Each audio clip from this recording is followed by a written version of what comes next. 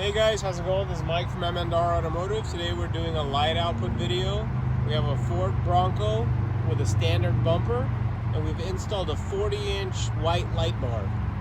So I wanted to show you guys a comparison between low beams, high beams, and what the light bar produces.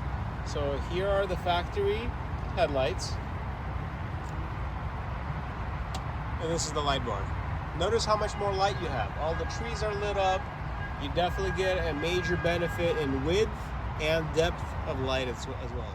And then the next comparison I'm going to do is the low beams, high beams, light bars.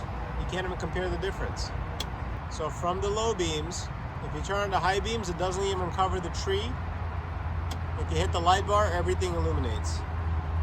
I absolutely love it. Thank you guys for watching, and I hope you guys enjoyed watching this video.